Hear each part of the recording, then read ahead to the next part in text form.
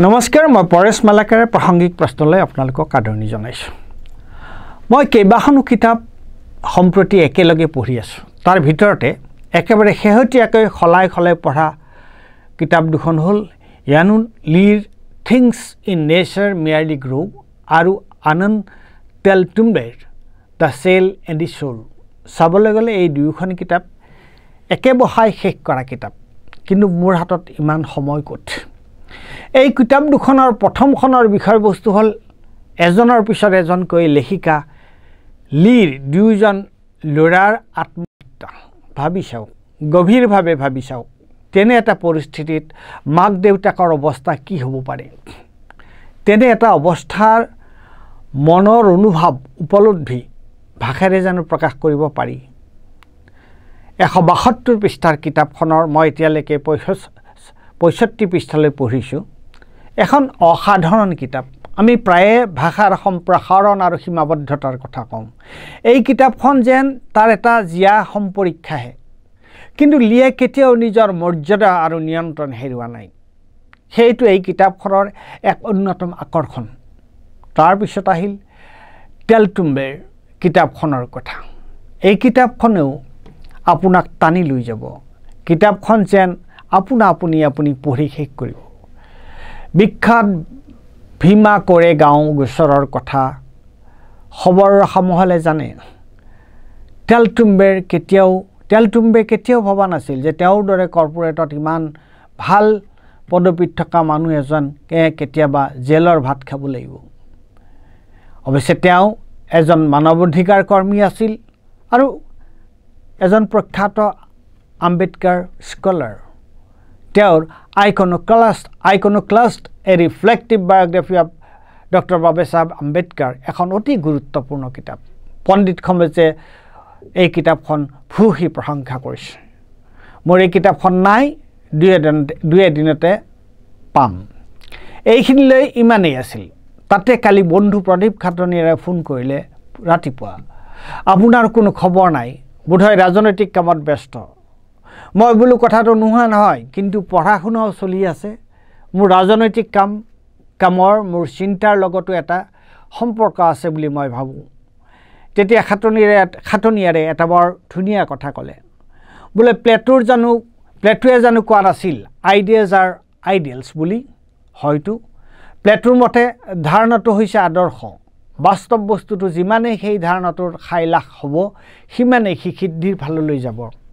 হয়, আম্বেদকাৰে জানো কোৱা নাছিল সাংবিধানিক প্ৰমূল্যবোৰ যিমানেই সঠিক আৰু আদৰ্শমূলক নহওক কিয়, সেইবোৰ প্ৰয়োগ কৰা মানুহবোৰ যদি অযোগ্য হয়, সংবিধানখনে নিজে একো কৰিব নোৱাৰে। একেবাৰে সঁচা কথা। সংবিধানৰতো হাত ভৰি নাই। কিন্তু মালাকাৰ, আপোনাৰ পঢ়া শুনাৰ লগত আপোনাৰ ৰাজনৈতিক কৰ্মৰ সম্পৰ্ক আছে, মোৰো আছে। হয়তো মাত্ৰাৰহে পাৰ্থক্য। একেবাৰে সঁচা।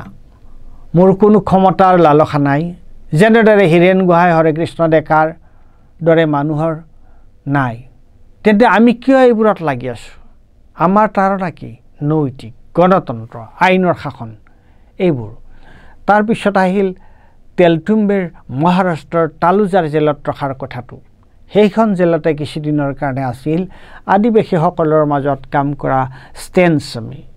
কি অৱস্থাত ষ্টেন স্বামীৰ মৃত্যু হৈছিল সমগ্ৰ বিশ্বই জানে। সিহঁতে তেওঁক পানী খাবলৈ এডাল পাইপো নিদিলে। সেই বিচাৰকজন ধিক্কাৰ। ষ্টেন স্বামীৰ বিষয়ে কিতাপখনৰ in lieu of an ode to Stan বুলি তেলটুম্বে এটা দীঘলীয়া মৰ্মস্পৰ্শী কবিতা লিখিছে, আৰু তাৰ ওপৰত উপনাম হিচাপে এপিটাট হিচাপে দিছে সোৰেন কিয়েৰকেগাৰ্ডৰ the tyrant dies and his rule is over, the martyr dies and his rule begins. লাইনটো তুলি দিছে। মোৰ তৎক্ষণাত মনত খেলাল, মৃত জুবিন জীৱিত জুবিনতকৈ কিমান শক্তিশালী। মই লগে লগে কিয়েৰকেগাৰ্ডৰ বিষয়ে মোৰ তাত থকা এচি গ্ৰেইলিঙৰ দ্য হিষ্ট্ৰী অফ ফিলচফিখন উলিয়াই ল'লোঁ। আচৰিত, তাত কিয়েৰকেগাৰ্ডৰ নামটোৱেই নাই। মই আকৌ খাটনিয়াৰক ফোন কৰিলোঁ। গ্ৰেইলিঙৰ দি হিষ্ট্ৰী অফ ফিলচফিত কিয়েৰকেগাৰ্ডৰ নামটোৱেই নাই। ৰাছেলৰ দ্য হিষ্ট্ৰী অফ ৱেষ্টাৰ্ণ ফিলচফিত থাকিবনে? নাই মালাকাৰ, আপুনি তাতো নাপাব উইল ডুৰাণ্টৰ দ্য ষ্টৰী অফ ফিলচফি টেকা নাই তাতো নাই ইমান গুৰুত্বপূৰ্ণ দৰ্শনৰ ইতিহাসৰ এখনতো কেকেগাৰ্ডৰ বিষয়ে একো নাই তাৰমানে ৰাছেল উইল ডুৰাণ্ট আৰু গ্ৰেইলিং গ্ৰেইলিঙে কেকেগাৰ্ডক এজন দাৰ্শনিক বুলি গণ্যই নকৰিলে ডুৰাণ্ট মাৰ্কিন বাকী ৰাছেল আৰু গ্ৰেইলিং ইংৰাজ দাৰ্শনিক আৰু চিন্তাবিদ কিন্তু তেওঁলোকৰ ধাৰণাটো স্কুলটো একেই আন এগৰাকী সংৰক্ষণশীল ইংৰাজ দাৰ্শনিক ৰজাৰ স্ক্ৰুটনে কিন্তু অস্তিত্ববাদৰ বিষয়ে আলোচনা কৰোঁতে তেওঁৰ a short history of modern ফিলচফিত কেকেগাৰ্ডৰ কথা উল্লেখ কৰিছে কেকেগাৰ্ডৰ বিষয়ে বিস্তাৰিতভাৱে আলোচনা কৰিছে জন পাছমৰে তেওঁৰ 100 years of philosophy